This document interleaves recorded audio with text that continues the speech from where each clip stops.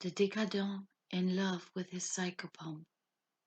Thomas Mann's Death in Venice and Adrian Lyne's Lolita. The tagline for Stanley Kubrick's 1962 film adaptation asks, in giant letters, quote, "How did they ever make a movie of Lolita?" Unquote.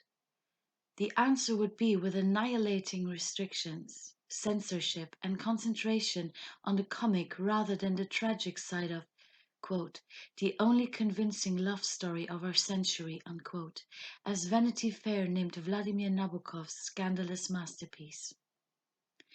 In an interview, Kubrick states that given a second chance to do the cinematographic adaptation of Lolita, he, quote, "would have stressed the erotic component of their Lolita's and Humbert Humbert's relationship with the same weight Nabokov did," unquote, and that this, quote, "is the only major area where he believes the film is susceptible to valid criticism," unquote. Unlike Kubrick in the 60s, Adrian Lyne did not use Nabokov's original screenplay, but the one Stephen Schiff wrote in the 90s, which is very close to the novel in many ways. Lyne's filmic interpretation of Lolita visualizes the erotic, the sexual, and the hopelessness of the much scrutinized love story. His depiction of Lolita and Humbert is marked by signs of ecstatic decadence and ravaging decay, which shows thematic, aesthetic, and symbolic parallels to Mann's deteriorating characters Gustav von Aschenbach and Tarjou. After decades of ongoing controversy, one might argue that Lolita and Mann's, quote, "gay Lolita," unquote, as Roger Clark rebaptized Death in Venice, are both works of unconquerable decadence.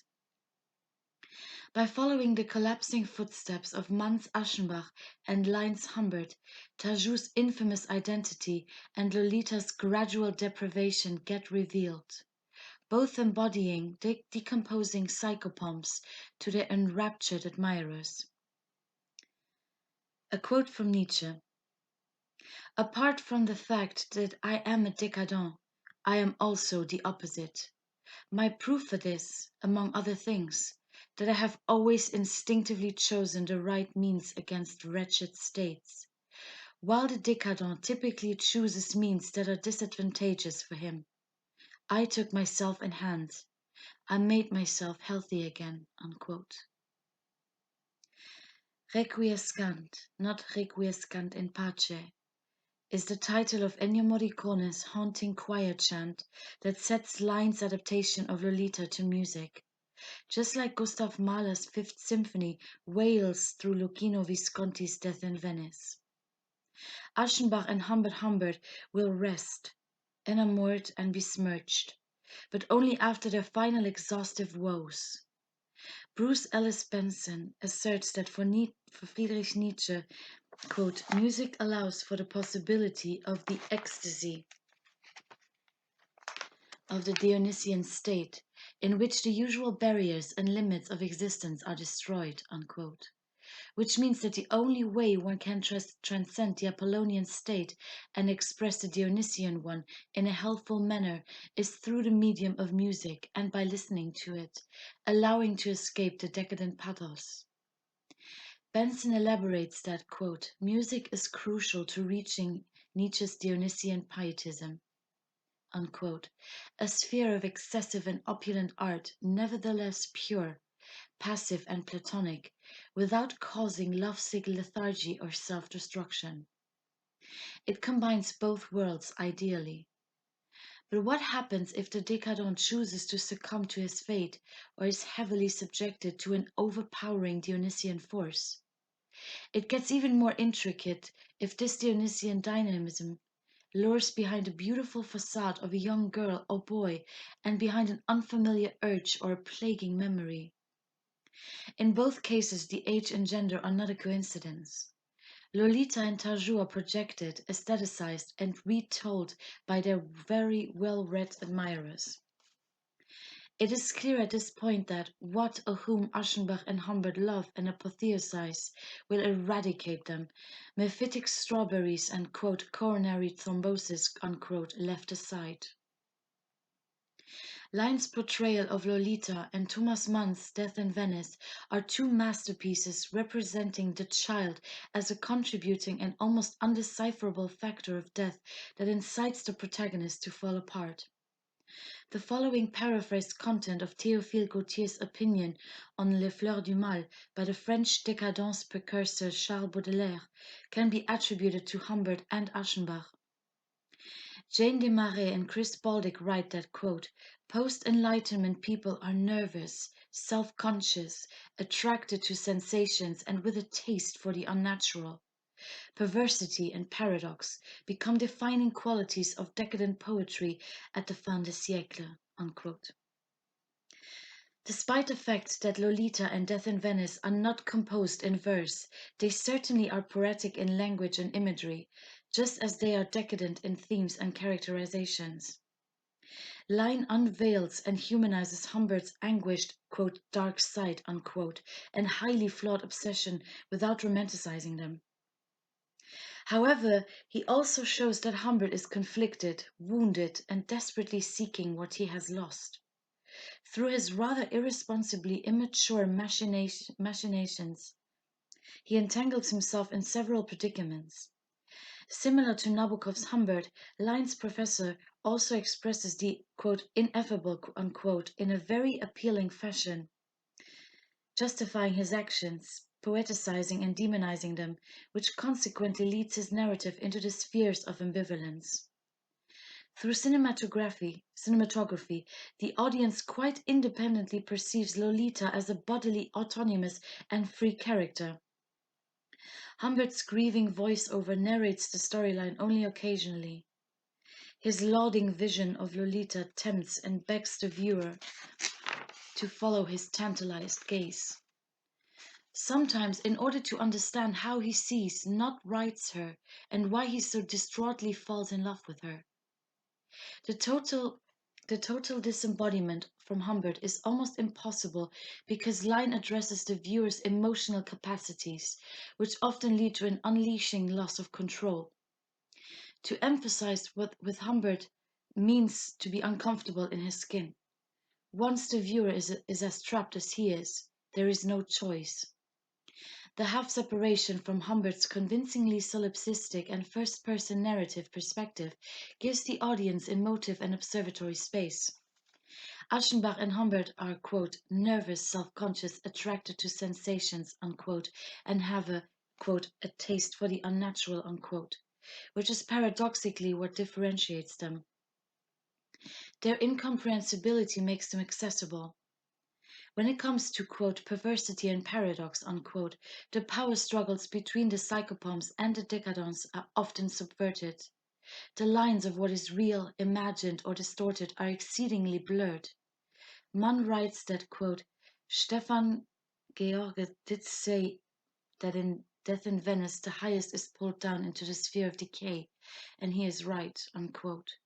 Which means that even the most respectable poet or hard-working bourgeois can be untimely disrupted and wrecked by the threatening abyss of decadence.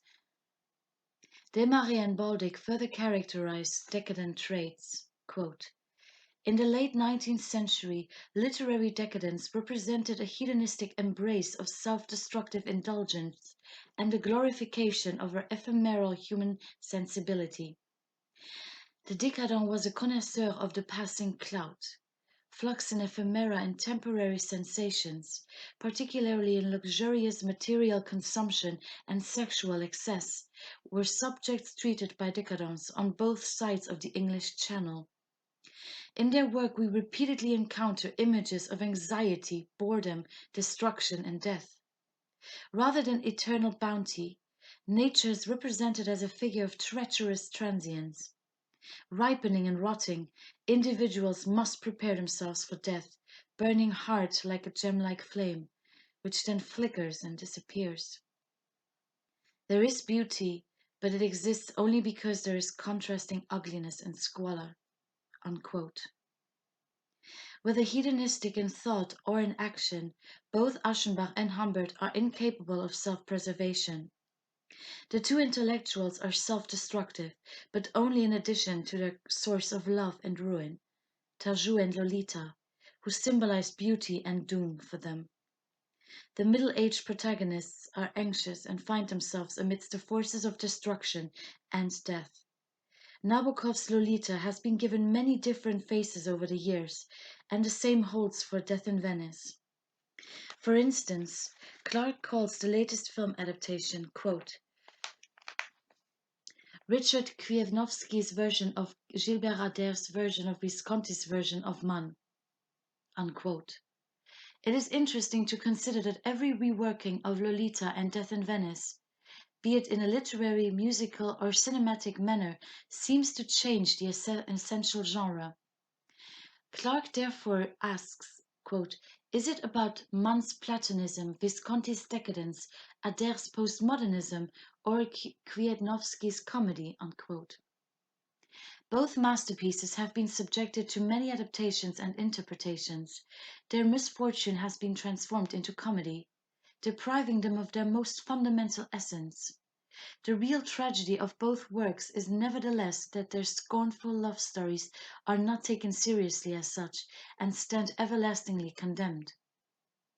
Stephen McCalf writes on Lolita's 50th birthday, quote, your run-of-the-mill obscene masterwork, Tropic of Cancer, say, demands that you, enlightened reader, work your way past the sex and excrement to recognize how beautiful it is.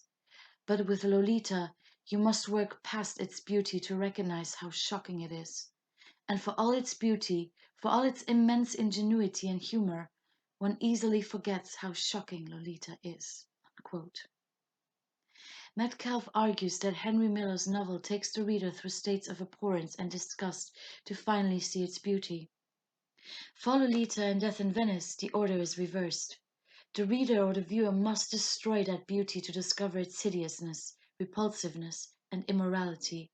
It nevertheless proves again that splendor and abhorrence are interdependent. The main reason why Lolita has always been more shocking than Death in Venice is that Lolita and Humbert have sex, which was an unthinkable thing to permit for Mann, although it was metaphorically thinkable for Aschenbach, at least in his domain of dreams. When Mann writes about his homoeroticism, he compares sexuality in general to a bodily or mental sickness and as a flaw that can be tamed, repressed, and controlled, in his case mainly through the act of aesthetic writing. Quote, what am I suffering from? From sexuality. Will it be the end of me? How do I get away from sexuality? Unquote. Quote, I have almost become an ascetic recently. I say, let us separate the lower parts of the body from love. Unquote. Mann dismisses sexuality in reference to love as a sickness that needs to be amputated from the genital parts of sexual action. For Mann, love and sexuality should only exist in the passive and confined mind. The very fact that he requests this separation shows that both are tangible in him, yet he tries to fight them. Humbert, for example, is unable to counteract and suppress his urges. Despite Humbert's sexual activity and Aschenbach's sexual passivity, they both die. On a mythological level, Aschenbach's asceticism and rejection of his Dionysian instincts cause his disease. Are Lolita and Tajou only psychopomps because Aschenbach and Humbert are infatuated decadents who gave in to love?